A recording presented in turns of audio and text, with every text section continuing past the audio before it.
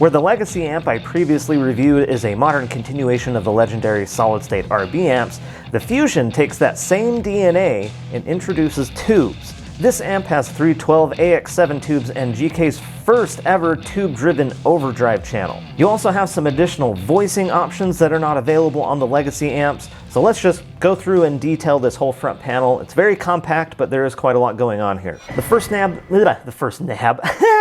First, we've got the pad/voice knob. Now what this does is it allows you to adjust the amount of input gain going into the amp. And if you don't set this correctly, then none of the rest of it is going to sound as good as it can. For most passive instruments, like with this Aria PJ that I've got here, you just run that trim knob all the way up, because that's just how it's going to sound good. But if you have active instruments, then you're going to need to back that off.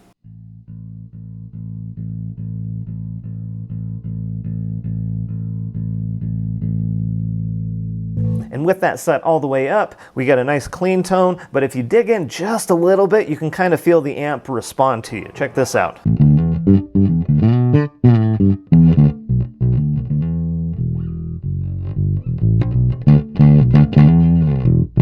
So when you set this knob correctly, you should be able to get that kind of behavior regardless of the output of the instrument that you're putting into it.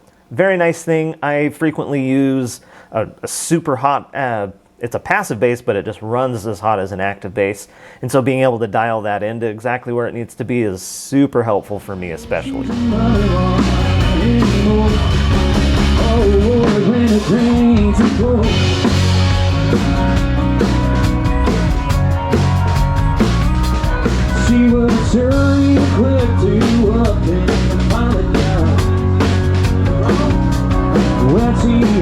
If you do set this thing too low, then the overdrive channel, which we'll get to, it just basically doesn't even work. It doesn't overdrive the amp at all. Like, you have to have this knob set correctly for the rest of the amp to sound as good as it can. Before we leave this knob though, we actually have push button functionality on every single knob, including this one, which gives us a second voicing. I've heard some people refer to this as like a modern and a vintage voice. I couldn't find that in any of the literature, but I'll let you decide for yourself here if that seems right. So here's our white setting, the default. This is what that sounds like. And we'll go to the other voice option.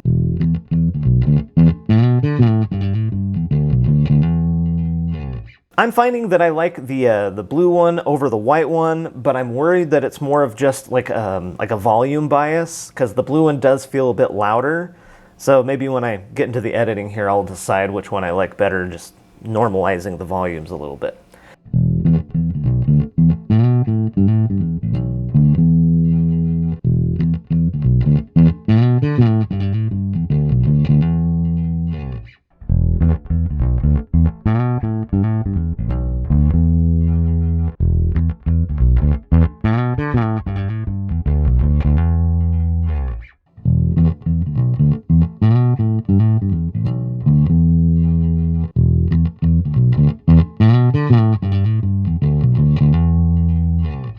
Alright, next up we've got our channel selectors. So our first channel is the normal channel, which is what we've been on so far, and the push button functionality is just how you switch to this channel. So right next to it we have our overdrive channel, so if we push that, it lights up. Let's turn this voicing off so you can just hear it at flat default settings.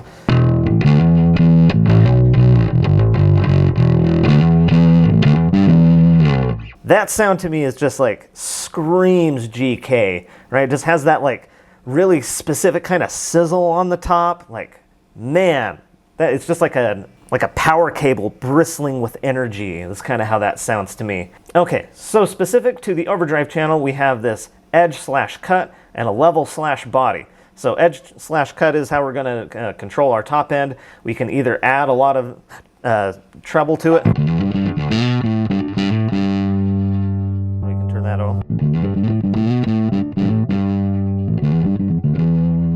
Let's hear that with the other voicing.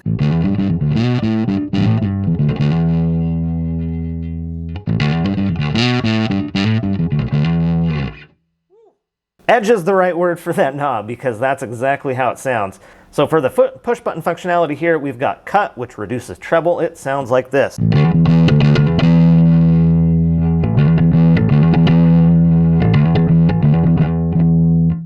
cool thing is that we can also continue to mess with the knob while keeping this. So let's have the edge all the way up, but we're still cutting the treble. Kind of gives you an interesting sound.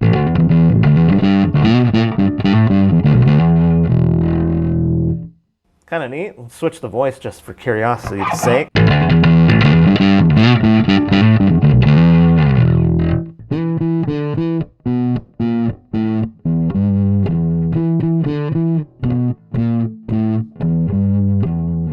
So yeah, I think GKA definitely has a reputation for being a somewhat modern amp, but if you can do whatever you want with it. Like, look, whatever. So where we have control over top end here, this gives us a little bit of control over the bottom end and also the overall level. One little like nitpick I have about this is that I feel like that the channel selector knobs should be the level control on both channels. On the overdrive channel, this gives us the amount of overdrive, so here's a lot. Here's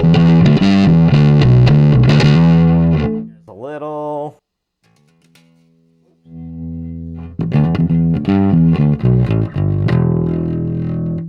You have a wide sweep that you can mess around with in there. But yeah, that should be the channel level. This one should be overdrive and body. Let me show you what this does. Because what I found is that this channel, like on the legacy amps, it just kind of lacked a little bit of low end. And so switching between the two channels, you always had to compromise somewhere. And with this setup, you don't really have to do that, because you can you have more control over the overdrive channel, and you can balance your levels. If you want to use both channels back and forth, I think that this is the amp you want. So let's hear this body control. Here's without. And with.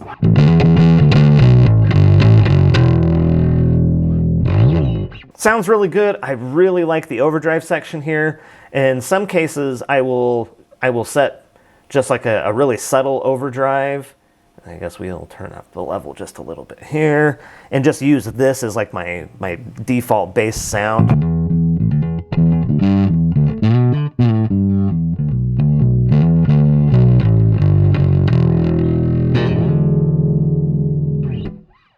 So yeah, a little bit of overdrive when you dig in, but you can absolutely like stay under that threshold and get a really nice warm sound. Very cool stuff. So let's switch back to our normal channel. And let's take a look at this EQ. This is GK's 4-band EQ, and then we also have 4 voicing options that kind of accompany the frequency band these EQ knobs are controlling. So for bass, we've got bump. So let me show you bass at noon.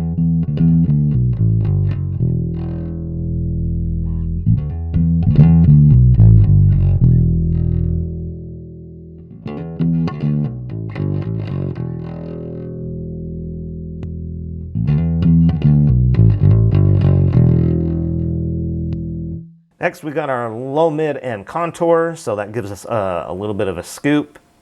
Show you that.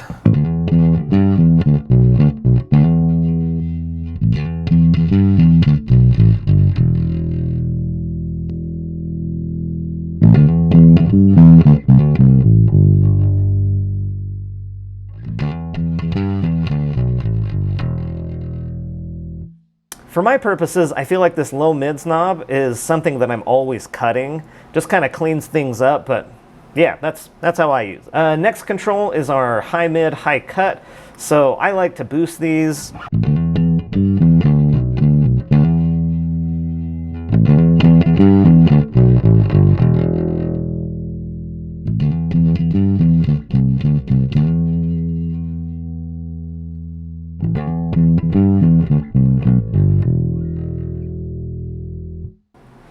So yeah, if you're not a huge fan of having a lot of top end, or you need to deal with some like string noise in a way, like that is a nice button for that. And then over here on the treble control, we've got the opposite. So where this is going to cut highs, this is basically going to add highs. So we'll show you the.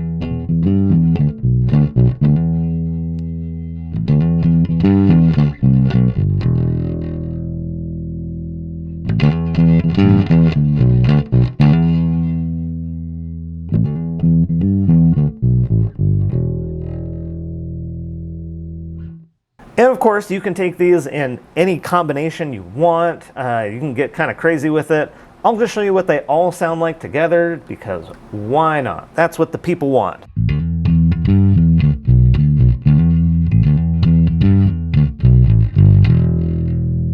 Okay, not gonna lie, that actually sounds really good.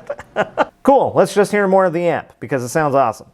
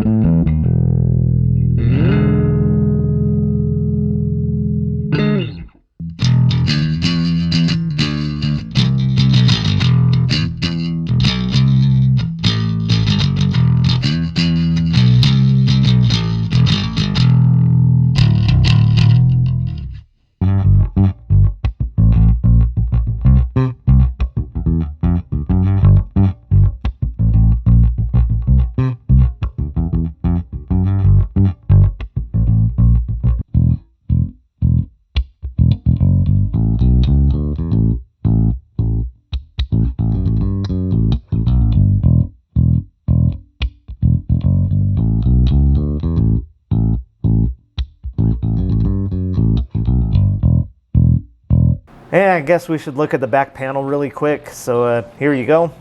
All right, that's enough. All right, fine, we can look at it for a little bit longer. Power input, power switch, still wish it was on the front. DI with ground lift, pre-post switch, headphone jack and aux in, tuner out, foot switch input, effects loop, cabinet impedance selector, 2 speak-on outputs, and a partridge in a pear tree.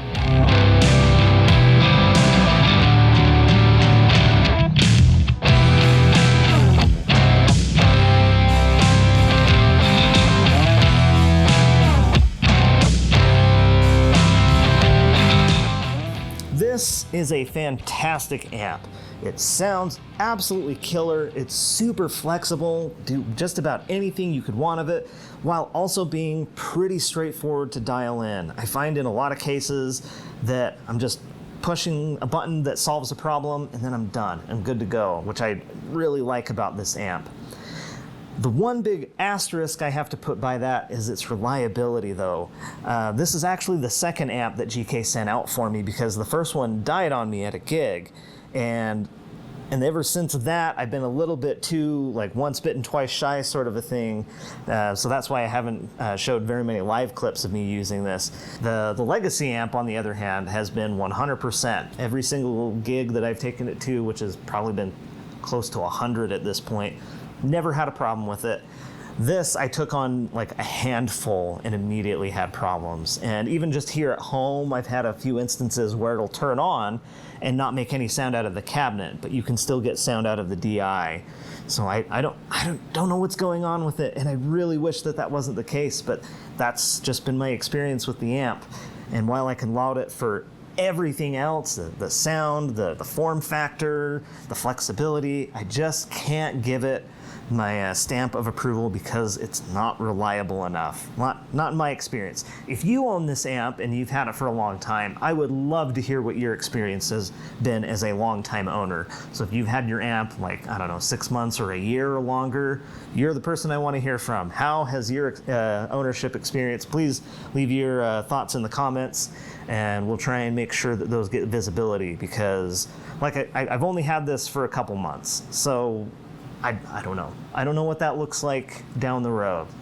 All that said, I am really stoked to have this on my desk. I love the way that this sounds. I actually did use it in the studio on one of my band's latest songs. You can go check that out. It's called World's in Trouble by the Will Baxter Band, and sounds so good in that recording. Stop, stop, oh, stop right here today.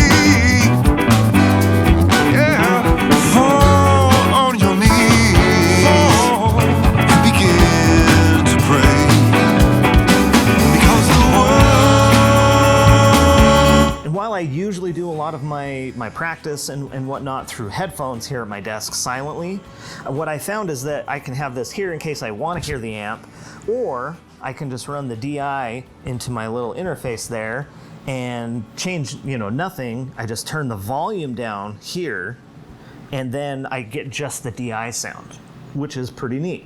So yeah, I'm kind of thinking of this as more of my like recording amp, my studio amp, because it just sounds so good. Oh man, I love the sounds I'm getting out of it. Really fantastic stuff here. It does get a little bit warm up here. I know some people might have concerns about fan noise. I've never noticed them, and I rarely run this thing very loud. Like where I was running it at about 9 o'clock, like that's for around here almost too loud. And you're getting to that point where even if the fans were loud, you probably wouldn't even notice. So yeah, I think you're definitely going to be hearing a lot more of this amp on this channel. I'll be using it for all of my recording stuff going forward because I just really like it. It's really good. A huge thanks to Forrest and the rest of the crew over at Gallien-Kreuger. They've been amazing to work with through these few videos that I've done with them. I absolutely adore the sound of these amps. There's just nothing quite like them. And if you want to delve into a little bit more of the history behind the sound, I highly recommend checking out this video.